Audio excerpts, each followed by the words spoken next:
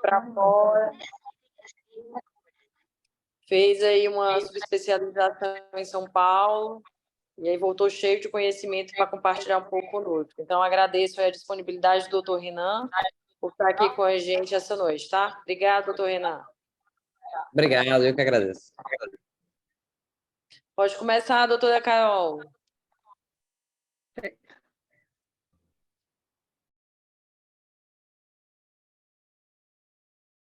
Boa noite, meu nome é Maria Carolina, sou R1 de Radiologia, Diagnóstico por Imagem do HU da Universidade Federal do Piauí, e vou dar início à discussão dos casos clínicos de hoje.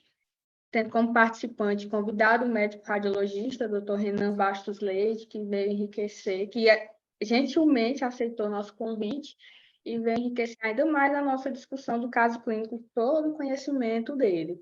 Graduado em Medicina na UFPI, com residência em Radiologia e Diagnóstico por Imagem, também na HU da UFPI, membro titular do Colégio Brasileiro de Radiologia e tem no músculo esquelético, pelo Departamento de Diagnóstico por Imagem da Escola Paulista de Medicina e Universidade Federal de São Paulo. Se o senhor quiser falar mais alguma coisa sobre o senhor, pode ficar à vontade. Já agradecendo por ter aceitado o nosso convite.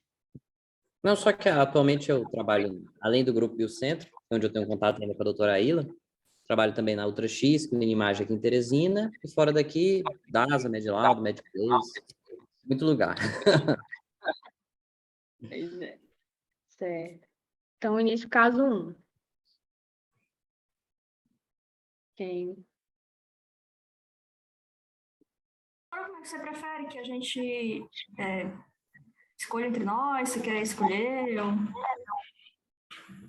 Pode começar, doutora Sabrina. Deixa eu pegar então minha cópia. Então, temos uma paciente de 59 anos feminina com uma queixa de caroço na perna, né, que tem aumentado o volume na região da panturrilha esquerda há 8 meses, com edema da perna esquerda, dor local, hiperemia, empachamento. Uma paciente hipertensa, sem histórico familiar de nota, né? Pode passar, Carol, por favor. Que ao exame físico, uma paciente que estava hipocorada, e que no exame de extremidade tinha essa lesão endurecida aderida a planos superficiais profundos, de difícil mobilização, com ausência de linfonodomegalias inguinais à esquerda. Pode passar. Nos exames laboratoriais, ela tinha um sódio e potássio discretamente baixo, uma leve anemia também, e um leuco discretamente aumentado, com PCR também muito aumentadas. Nos exames de imagem, começando pela ressonância em cortes sagitais, a gente vê... Deixa eu só colocar aqui. Essa lesão mal definida, né, com hipossinal em T1, com margens mal delimitadas, de aspecto infiltrativo, que tem muito edema adjacente de partes moles, centrado na face posterior da perna, né, posterior e medial, que a gente vai ver nos cortes mais à frente. Pode passar, Carol. Aqui, só para definir melhor a localização da lesão, né, mais o aspecto que a gente já estava vendo, de lesão bem infiltrativa. Pode passar também. Mesmo aspecto, né, hipossinal T1, com baita edema de partes moles adjacentes, com realce predominantemente periférico. Pode passar. Aqui nos cortes axiais, é bom a gente ter uma definição melhor em que compartimento da perna que ela se localiza, né, no compartimento posterior. E nessas lesões de partes moles, é bom a gente determinar também as relações com o feixe vascular nervoso, que a gente vê que tem que não está bem acometido, né, passa distante, mas segue esse aspecto que eu já tinha falado de lesão infiltrativa, né? Pode ir passando, Carol. Com realce predominantemente periférico, lobulado, indistinto de partes moles adjacentes, bem infiltrativa mesmo. Pode passar. É uma paciente que retornou após 8 meses, que a gente tem uma nova ressonância, pode passar. Fez um restadiamento com o exame tomográfico, que a gente vê que nesse período de 8 meses a lesão cresceu, né, consideravelmente em relação aos exames prévios.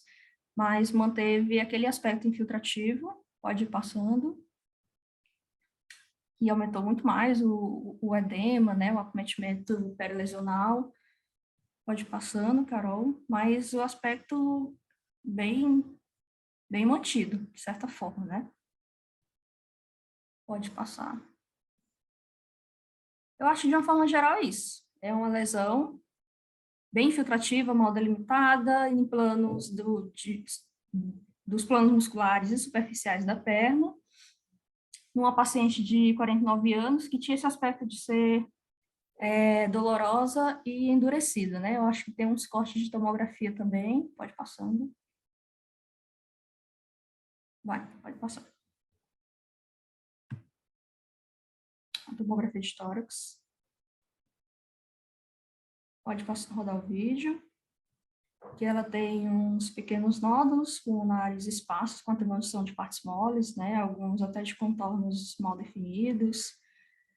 E dentro desse contexto da paciente que já tem uma lesão suspeita na perna, a gente não pode descartar a possibilidade de acometimento secundário, né? E outras alterações fibrotelectásicas que não acrescentam muito à nossa hipótese. O paciente evoluiu com quadro neurológico, né, com a hemiplegia direita, fazia desorientação, por isso foi pedido um exame de crânio, né, que pode passar, que evidenciou uma lesão intraxial, com um realce periférico, né, anelar, pode passar que tem um baita edema adjacente na região frontoparietal da alta convexidade à esquerda, né, que é compatível com a sintomatologia que ela estava apresentando, de afasia e hemiplegia direita, que tem áreas de alto sinal periférico, né, seria bom o ADC para a gente confirmar, né, se realmente restringe, mas provavelmente dentro desse contexto deve restringir, que tem algumas áreas serpiginosas de marcado baixo sinal no gradiente, né, que pode ser calcificação ou mesmo degradação da hemoglobina, né. Pode passar, Carol. Então, a gente tem uma paciente que tem esse quadro arrastado há 8 meses, né, que tem uma lesão endurecida e com crescimento na região da perna, e que tem ao mesmo tempo, descobriu essa lesão intraxial, né. Considerando esse aspecto da imagem da lesão sólida na perna, eu pensaria mais na possibilidade de sarcoma mesmo. A gente tem os principais sarcomas nessa faixa etária, seria o fibroangiocitoma maligno, mas como ela tem um aspecto de ser endurecida e dolorosa, eu consideraria também nas minhas possibilidades diagnósticas o liposarcoma pleomórfico, né, que é compatível com a faixa etária, com essa queixa clínica, e esse seria um dos tipos de sarcoma que mais dá meta, né, o pleomórfico, que é a fase mais desdiferenciada das lesões sarcomatosas da linhagem lipomatosa, né. No caso, eu pensaria num primário, sarcoma da perna, com uma meta intracraniana e possíveis metas pulmonares já, nesse quadro. Se alguém pensou diferente de mim, alguma coisa ao contrário, ou um primário intracraniano com meta muscular, mas isso é menos provável. Eu pensei mais nesse contexto mesmo. Muito bem, Sabrina. Obrigado aí pelos comentários, tá bom? E aí eu vou abrir aqui para o doutor Renan falar o que ele pensa. Então, lembrando que o objetivo não é acertar dado histopatológico, tá? Ninguém está aqui para isso. Mas a gente vai levantar aí algumas possibilidades diagnósticas. Vamos ver se o doutor Renan, o que ele acha a respeito desse caso em específico. Na minha opinião, é o típico caso que é mais da radiologia geral mesmo do que do músculo, né? Que você vê que tem ressonância da perna, tem tórax, tem, né, a parte de neuroradiologia. Mas, assim, olhando primeiro para a perna, sem nenhum outro exame de imagem, seguindo a queixa inicial dela, de fato, é algo muito inespecífico, né? Você vê ali uma lesão, aparentemente tem uma degeneração necrótica central, tem realce periférico, parece ter um edema dos ventos musculares da região. De fato, ali é bem inespecífico. Pode ser neoplásico, pode ser infeccioso, pode ser granulomatoso. Fica bem, a gente costuma dizer, bem X, assim, não dá muito para definir muita coisa. O exame de 8 meses depois é muito parecido, o quadro, mas quando a gente vai para a ressonância, principalmente do crânio, até porque a tomografia do tórax, eu pessoalmente achei pouca alteração, mas assim, tem que lembrar que das duas, né, o que é que pode ser? Nesse caso, a gente tem que pensar que pode ser uma doença só nos 3 sítios, né? Tanto causando a lesão cerebral, intraxial, quanto causando as lesões pulmonares, quanto causando a lesão muscular. Se você considerar, né, que tipos de doença podem causar lesões nesses 3 sítios e explicam as 3 alterações de uma vez. Neoplásico, concordo, né? Se você pensar em causa neoplásica, de fato, faz muito mais sentido ser um primário cerebral com meta nos demais sítios, é mais comum do que um primário de músculo com meta cerebral, eu pessoalmente nunca vi. E lembrar também das causas granulomatosas, né? Eu pensei em 2, além de neoplásico, eu confesso que eu não consegui encaixar muito especificamente qual seria o possível tumor, mas concordo que é uma possibilidade. Dos, né, granulomatosos, eu pensei em sarcoidose, né, porque é uma das doenças multissistêmicas que podem causar esse tipo de alteração. Eu olhei a ressonância da perna e vi que, além daquela maior lesão, aparentemente existem outras lesões menores com realce no músculo, né, com realce nodular. Então, é uma alteração típica de sarcoidose, esse tipo de alteração nodular de ventre muscular e essa miosite, essa inflamação do músculo.